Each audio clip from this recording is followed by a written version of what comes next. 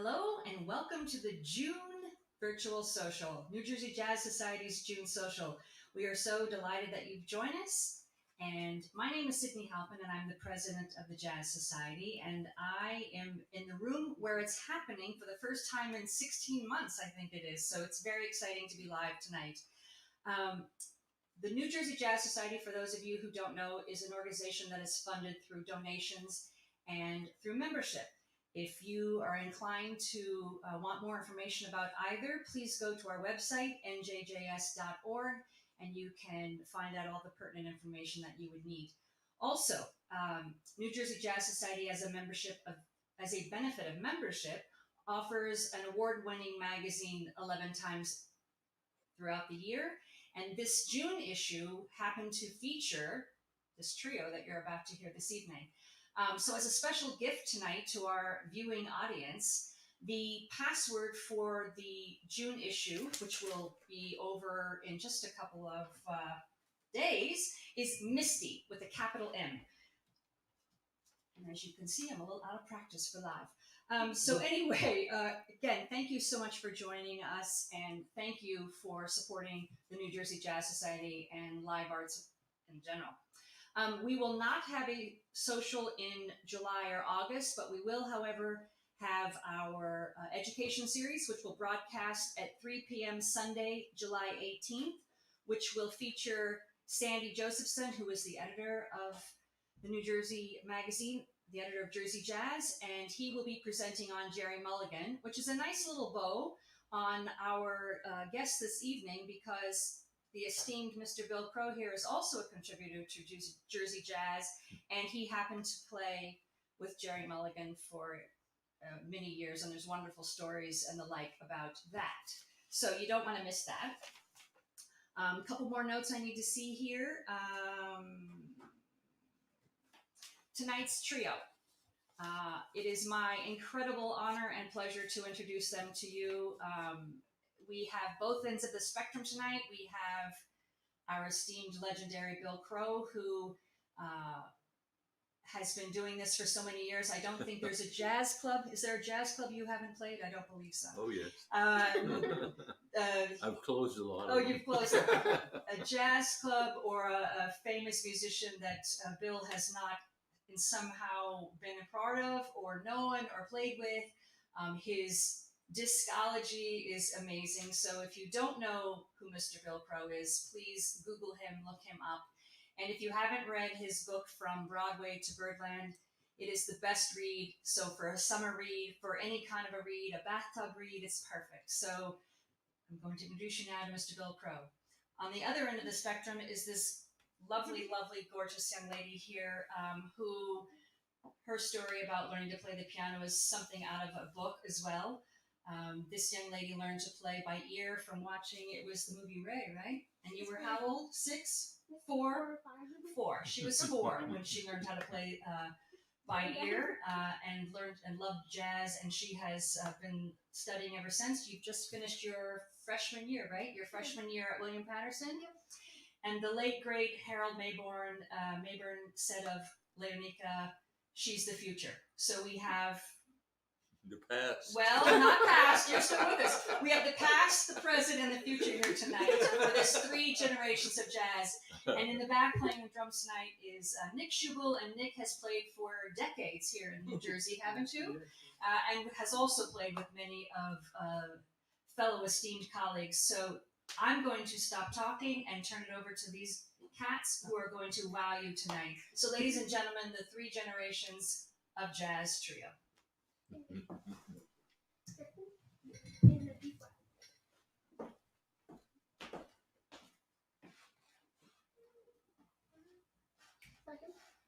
1, 2, 1, 2, 3.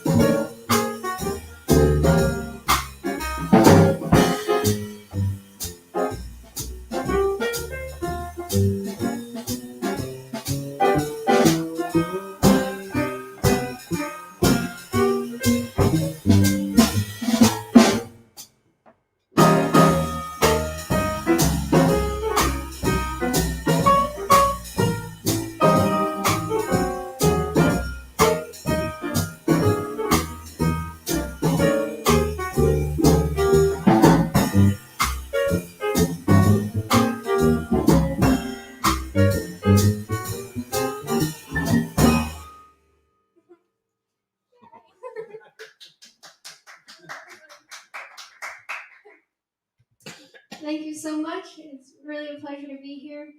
Once again, you're listening to the legendary Bill Crow on bass. And the fantastic Nick Schubel over there on the drums. I'd like to thank the New Jersey Jazz Society as well as Miss Cindy Halpin for having us. It's always such an honor to play for the New Jersey Jazz Society, and of course, it's an incredible honor to play with Mr. Crow, as always. It's funny, during the pandemic, it was such a crazy, serious time and a time of many worries.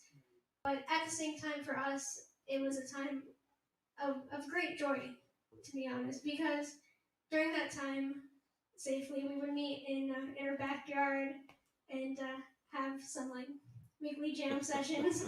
Mr. Crow would teach us some tunes, and it's just been really an honor. So thank you for having us. That first tune was a tune written by Herbie Hancock, and he wrote it when he was just 22 years old. It's on the album Taken Off. If some of you know the tune Watermelon Man, that is also on the record.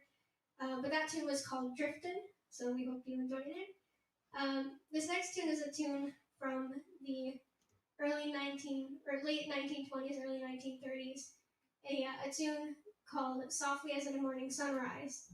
And originally it was written as operatic tango. It was actually played by a lot of big band heroes. I don't know, how many times have you played this tune? Oh, it's a tune that's been around. Yeah, it's a very old tune, but over time it's been crafted into a jazz standard that has many different takes. June Christie, Artie Shaw, Wynton Kelly. So we hope you enjoy it. This is Softly as in a Morning Sunrise.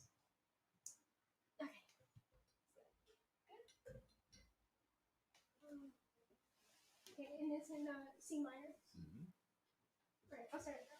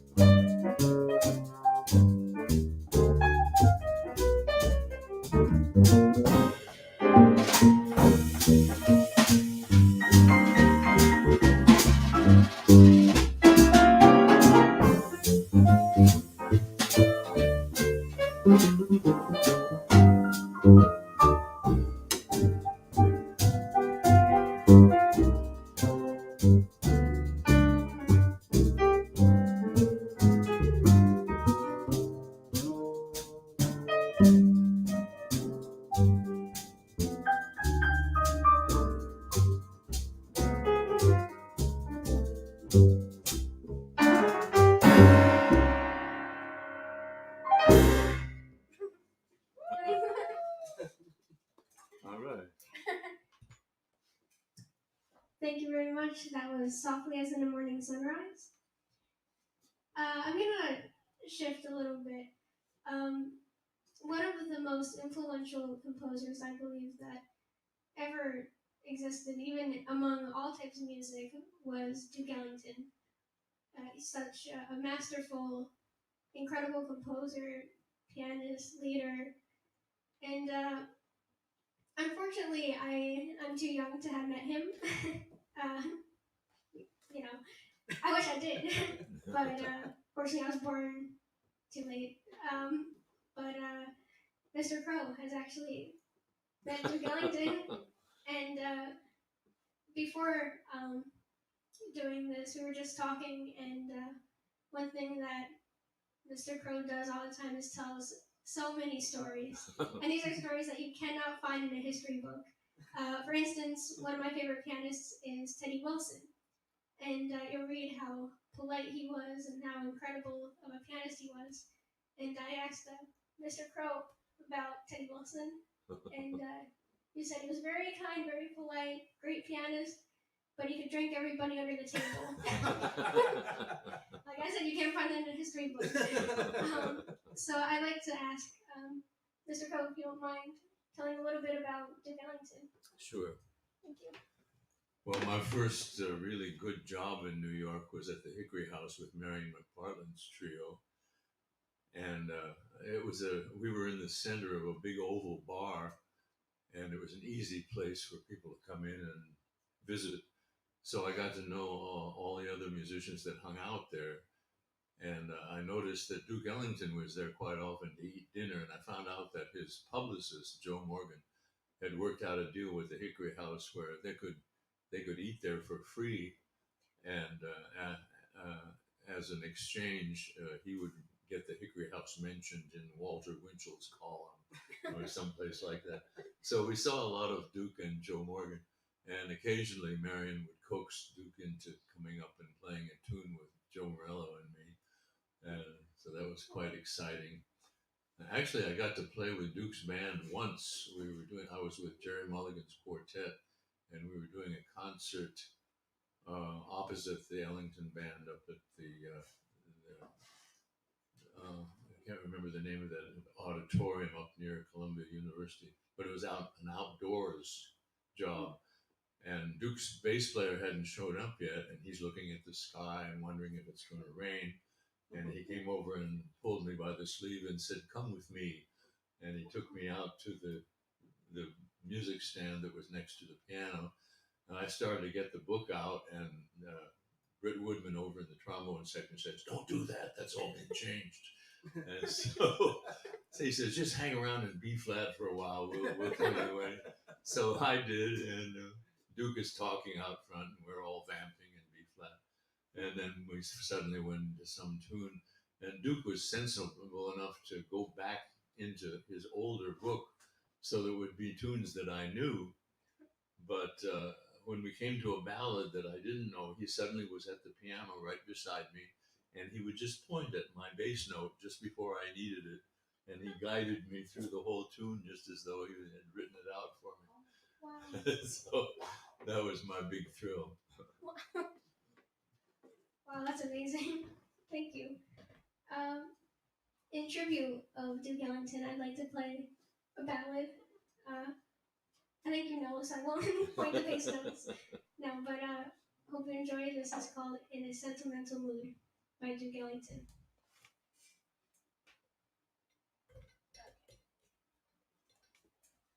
Would you like to take the first solo? Or? All right. Okay. Start it out.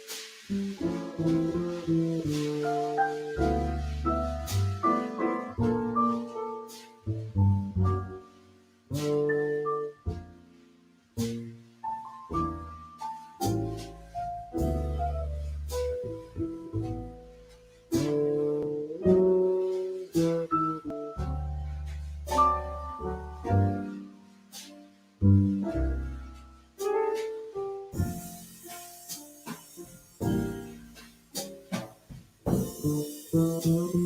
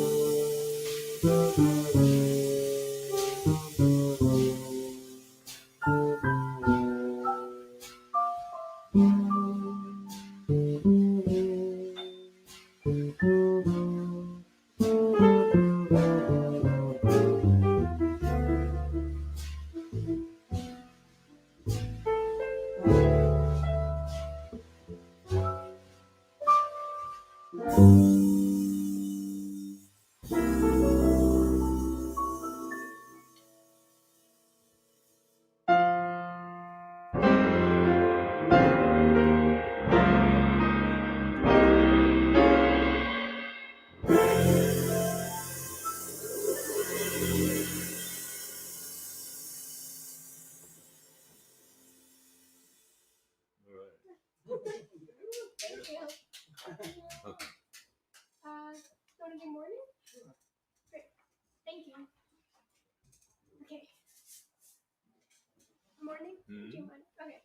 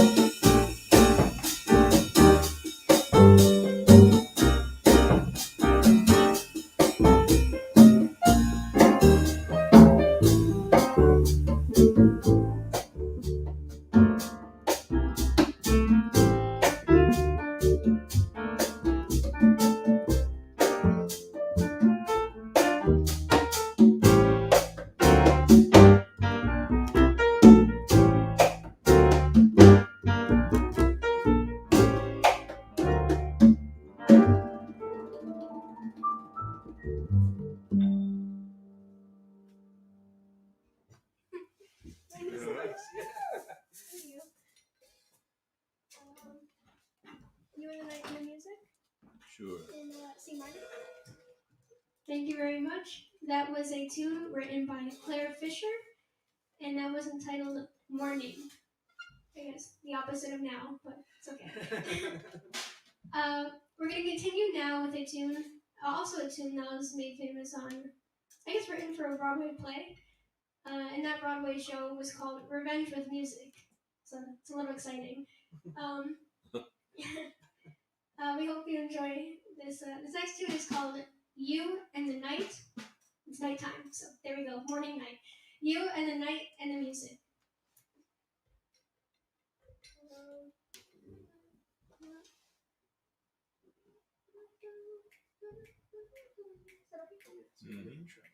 Yeah. 1, 2, 1, 2, 3.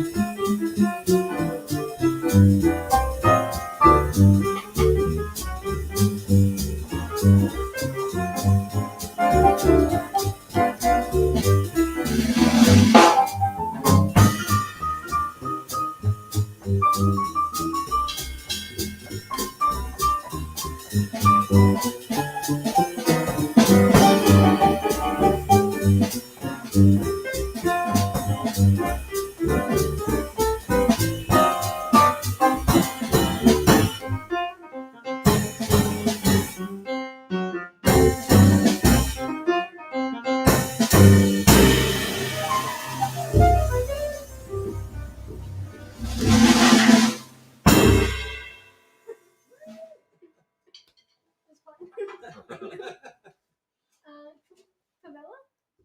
All right, all right. G minor. Thank you very much.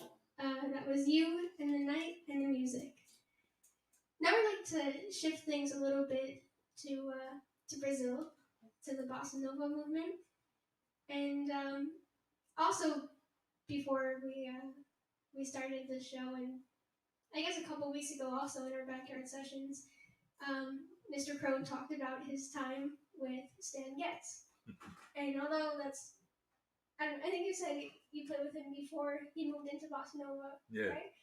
I'll let you talk. I'll give it to you, but Stan Getz is one of the innovators of Bossa Nova, along with Antonio Carlos Jobim, João Gilberto, Street Gilberto. So, anyway, I'll let you talk about your time with Stan Getz. Okay.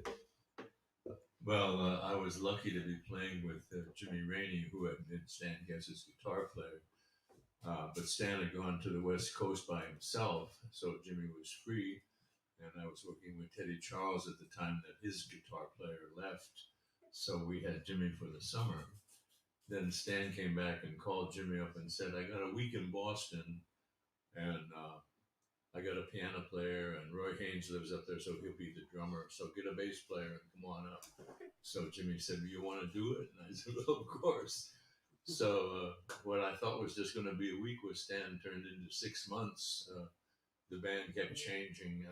Roy Haynes didn't want to leave Boston, so we got Frank Isola for a while, and then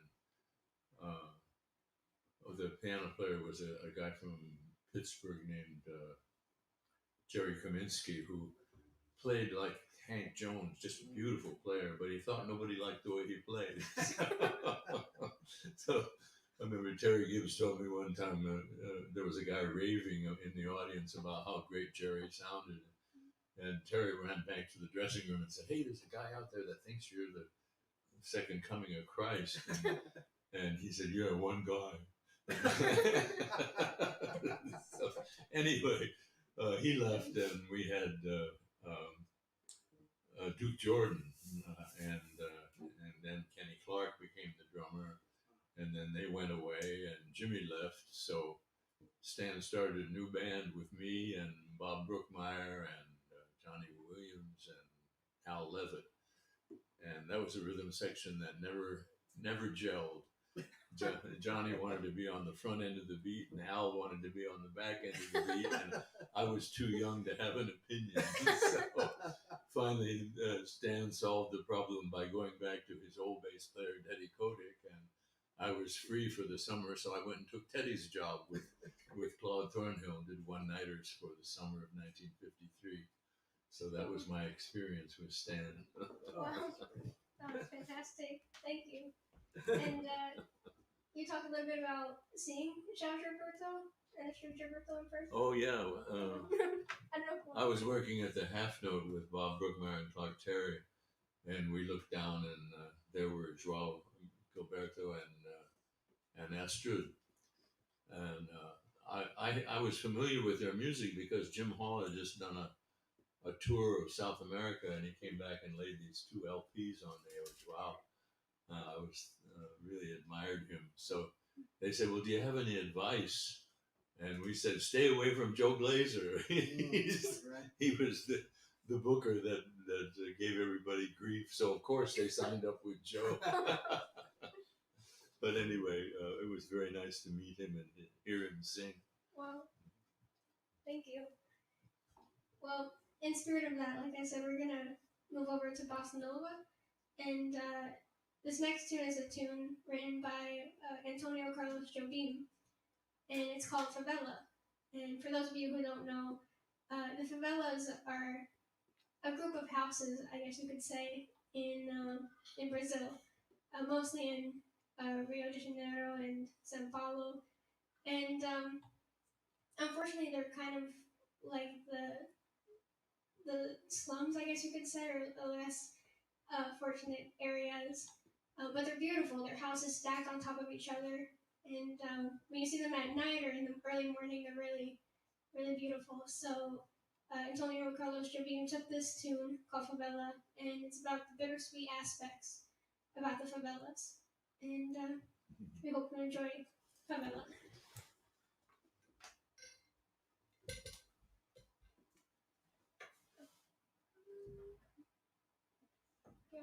You got it.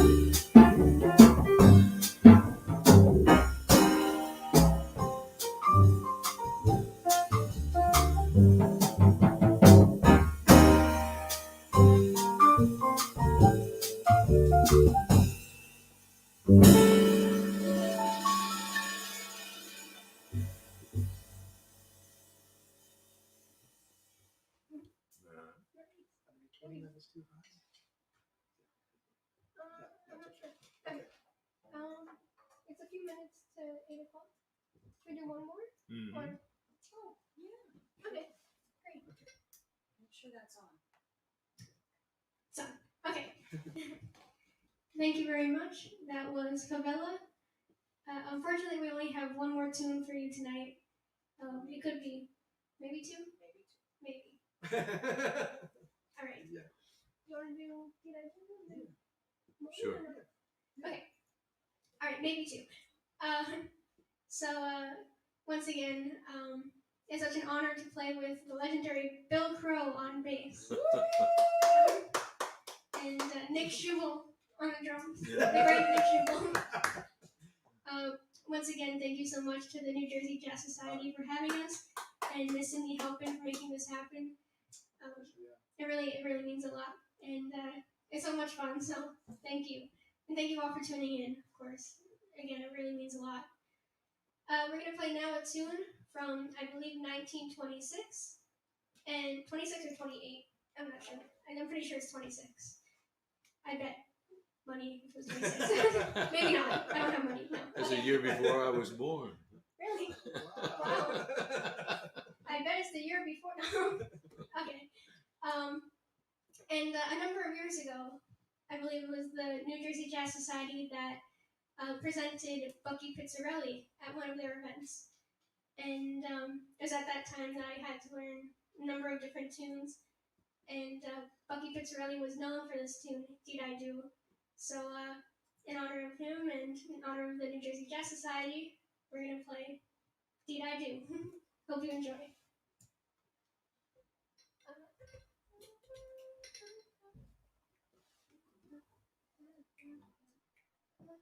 Second. Mm-hmm. What, like a 1-6-2-5? Mm-hmm. Okay. 1, 2, 1, 2, 3.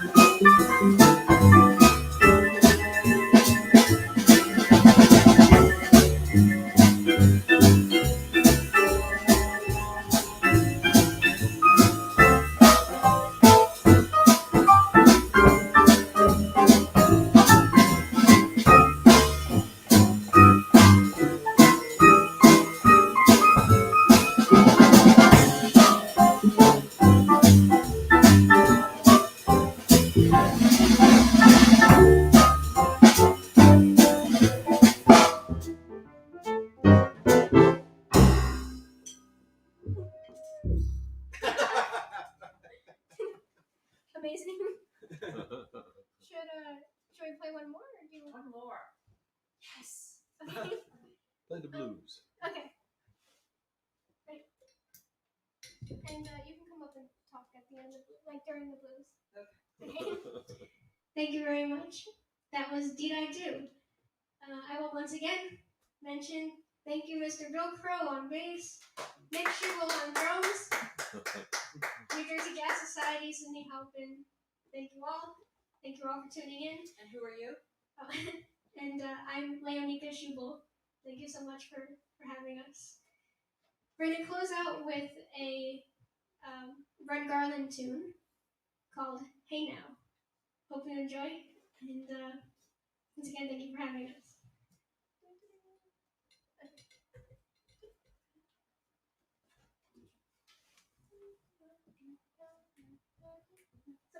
I go. Okay. Close in half.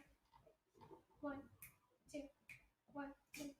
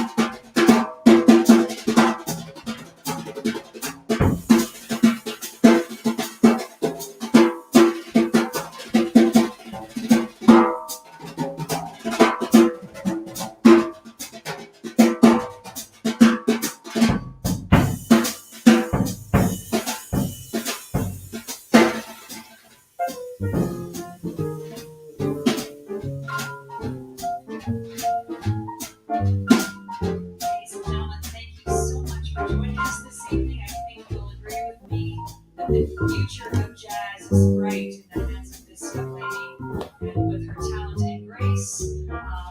Thank you to Mr. Bill Crow for lending us his incredible talent and charm this evening. Thank you, Nick, for hosting us and for allowing us to totally disrupt your house to put on this broadcast. For all of you that have joined us this evening, again, for more information about these guys, check out our website, njjs.org.